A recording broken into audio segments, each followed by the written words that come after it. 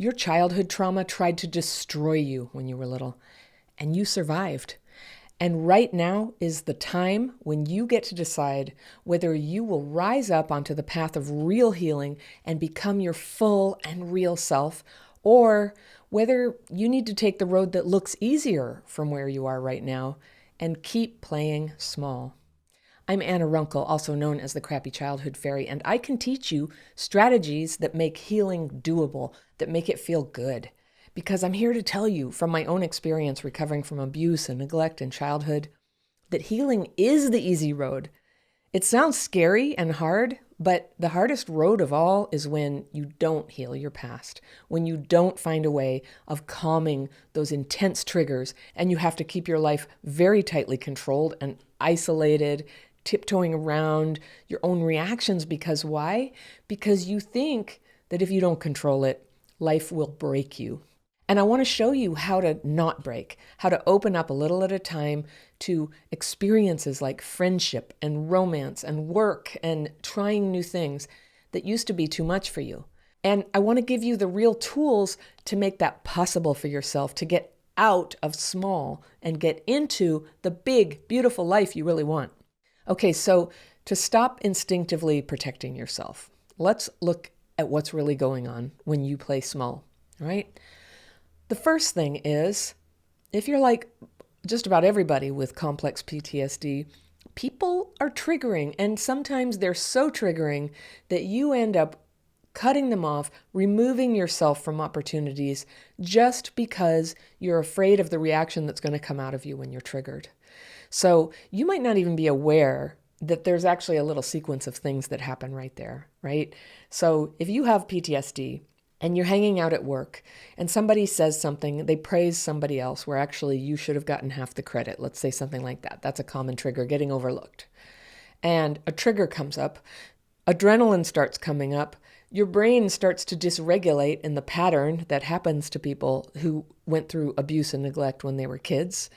And your emotions might just fly out of your mouth completely unregulated, and you can cause damage on the job. Has that happened to you? Happened to me a bunch of times.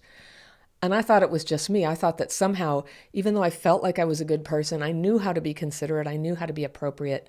There were times when something would just set me off and I would just say things.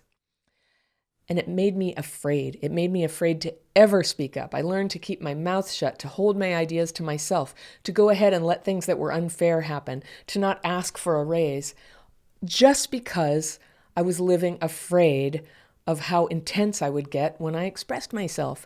And I just want to tell you that's totally normal for CPTSD, all right? If you went through abuse and neglect as kids, that is a normal reaction that sometimes a dysregulated response comes out and that you end up treating that response instead of healing it by withdrawing from life. So that's a form of playing small. All right. A second thing that you might be doing that's going on when you play small is you're staying stuck in blame. And I first just want to say, like, if you were abused and neglected as a kid, that is so 100% not your fault. It's not your fault. The people who hurt you, they are to blame for hurting you. There's just no question there. But right now, they cannot do anything about the past, even if they wanted to. And most families where there was abuse and neglect, nobody's running forward trying to solve the problem. So even if they wanted to, the fact is the damage has been done. Your brain has sustained that injury of abuse and neglect. Now it's you who needs to start healing that. Now it's you who's been suffering from having a dysregulated nervous system for much of your life. It's been affecting your behavior and your choices. So now it's you who can heal that and start to change how this plays out. When we locate the problem in the past, we simply give away all power to change the problem. And that is why I encourage you to get out of blaming people who hurt you, not because they didn't hurt you, but because you need to get that power back into yourself so you can start using all that energy for changing your life right now, for noticing where CPTSD is affecting you and figuring out a strategy for how you can work around it and still succeed at the things you're trying to do. All right, a third thing that might be a factor in you playing small is that you've grown too foggy mentally and cognitively to take action on things even when you know the right thing to do. This is also really common for people who went through abuse and neglect as kids. That brain fog is something that people so often blame themselves for. You might be attacking yourself as you're stupid, you're lazy, you have ADHD. You don't necessarily have that. Sometimes that is a misdiagnosis of what is really a symptom of CPTSD. Not always. You can consult your doctor about that. So when you're making a plan to improve your life and take action, and brain fog comes and settles down on you, it can feel like you're like walking through honey or sandy honey. It's so thick and awful, and it's really hard to see clearly and really hard to move forward. And sometimes just following through on a series of items on a list just feels like so much, and you get one thing done and then off into the fog again. You know what? That's a CPTSD thing. And there are a lot of workarounds that you can do to start improving your mental acuity. One of them has to do with diet, and there are many ways that you can eat in a healthy manner, but it usually involves eating lightly and not eating too much sugar and high fast carbohydrate foods.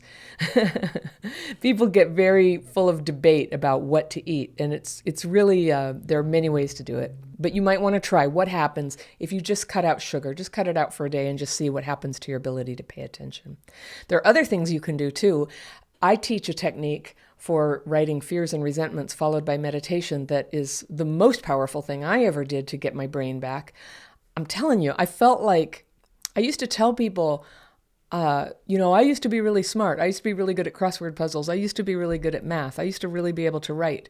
And I thought all of that was gone. And I had some weird idea that it was because of anesthesia or childbirth or something.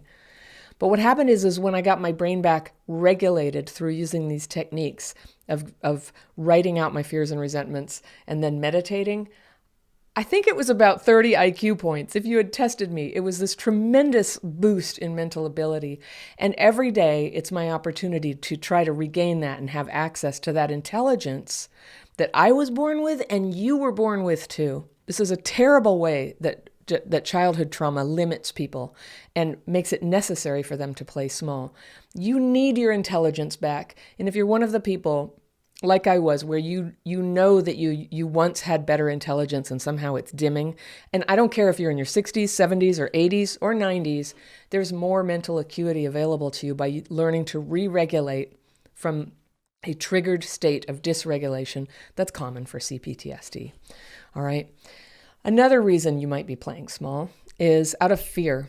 And for some people, playing big means expressing yourself. And expressing yourself might mean expressing ideas that not everybody approves of. That was a process I had to go through in order to start Crappy Childhood Fairy. Started as a blog. It started out very safe. It was a very safe and boring blog that nobody could object to. And gradually I learned that the only thing that really made a difference in people's lives or made them want to, read my posts and later videos is if I told the truth. If I told the truth about what my experience was, even though it's messy.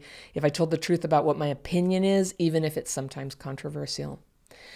And it was when I started doing that I found my audience and that I found you. You might be watching that because I gradually took those steps of being brave. But you know what I was afraid of? I was afraid of getting canceled. All right. Has that happened to you a little bit? It's happened to me. Happened to me several times. And I keep going anyway. So I'll tell you how that works. When you play small, you don't say anything that offends people. When you begin to show up as your real self, telling the truth, having experiences worth telling about, having opinions that you're courageous enough to express, having a big enough heart that you can express them truthfully and kindly, you can feel good about what you're doing. I do think you're less likely to get canceled if you're careful about the truth, but there are no guarantees. People get canceled for reasons completely beyond their control. It often has more to do with the people who are getting offended and calling for cancellation than it has to do with anything that you say. The protection for that is not to just be silent and go quietly under the radar through your life. The response to that is to keep talking and keep expressing yourself and telling the truth. I'm a strong believer that just telling the truth by a person who hasn't really learned how to be a good person yet, who hasn't learned those chops, it's not inherently good. And so two things work together there. We learn how to be kind and considerate and truthful and do our research before we say things, right? And then we say them, and then we say them. And the more people are free to tell the truth, the less stigma there will be to say something that everybody doesn't agree with. It's only when so many people are just sort of going under the radar, afraid to speak, that one person saying something that seems obvious to them becomes a target. So you can't really make a target out of thousands of people. So don't let yourself play small over that. Yes, there are risks, but it's not as big a risk as shutting yourself down and ceasing to exist or express yourself. Everyone benefits when we remain open and in robust conversation about a mixture of points of view. That's very powerful and good and how it's meant to be. And finally, another reason that you may be stuck playing small is that you've gotten too used to asking about opportunities, how does this affect me? And you've forgotten how to ask, how can I bring my unique talents and gifts to the world and make it better? And that can be a really threatening question for people with CPTSD, especially because good intentions can get sucked out of you by vampires. And because growing up in an abusive or neglectful household often meant that as a kid, you had to take care of yourself and maybe even other siblings. And you ended up with a big wall around saying yes to responsibility. And unfortunately, that may be a great coping strategy for a 12-year-old, but it's not for a 30 or 40 or 50-year-old.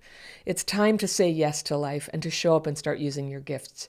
That feeling that life is passing you by, that feeling of emptiness, that's what's going on, is that there's been too much avoidance and not enough standing up to bring your gifts into the world where they are desperately needed. People desperately need what you have to offer, and how you can be clearer about what is it that you bring, because that's part of CPTSD too, is being very unclear about that, being kind of muddled, or not trusting what you think you know about what you're meant to be doing, or being too broke and desperate or stuck in a bad relationship to pursue it. Those are some of the things that get in the way. So when we heal our trauma, we start to make a space in our lives for these new possibilities to come in, and we actually have a choice to say yes or no to them. And no is a very important choice too. That's called a boundary, where you don't say yes to something. You say, that doesn't suit me right now. And when you say no to something that isn't right for you, you've just made a big space where you can say yes to the thing that is right. But it's so important that you find what is right. How you do that is through the gradual day-by-day process of healing your trauma, starting with learning to re-regulate, starting to notice the signs of dysregulation, which is a common physiological nervous system feeling of chaos that often follows abuse and neglect in childhood. And if you're relating to this video, or you've seen my videos before, you know what I'm talking about. It's almost impossible to pursue a dream. It can be even impossible to walk down the sidewalk when you're dysregulated. Many is the time I've tripped on the curb and fallen flat on my face when I wasn't really in my body, when I couldn't feel my face, because I was triggered by something. So this approach to healing is all about putting first the task of learning to re-regulate, all right? You learn to re-regulate first. You learn to notice when you're dysregulated and how to calm that down. Because I'm telling you, when you become a Jedi of re-regulation and you master regulation, you get dysregulated, but you can come back from it. And that means you have absolute freedom to try new things. You're not going to succeed at all of them. So don't, make no mistake. You'll fail at many, many things, but you'll be free to fail, because the triggered feeling and that feeling that you've been running from and isolating from all your life in your trauma, that feeling becomes something you actually can handle. It's much smaller, and you have tools. You have tools to cope with the emotions that come. You don't shoot your mouth off. You learn to choose when to speak and what to say. It's a life-changing distinction to not be at the mercy of the dysregulation of your nervous system. It also happens to have really good effects on your financial success in life, because you can pay attention. You become much more talented at doing your job when you can pay attention, and you have more of your brain at your disposal, and it makes you much easier and enjoyable to hang out with. So relationships improve. You have every reason to just put your toe in and try this first stage of healing, which is to learn to re-regulate. Now, if you like this topic about playing small and how to bust out of that and become your real self, I would like to suggest you watch this video about fear that I made. I don't just talk about it, I tell you what to do about it. Check it out, and I will see you very soon.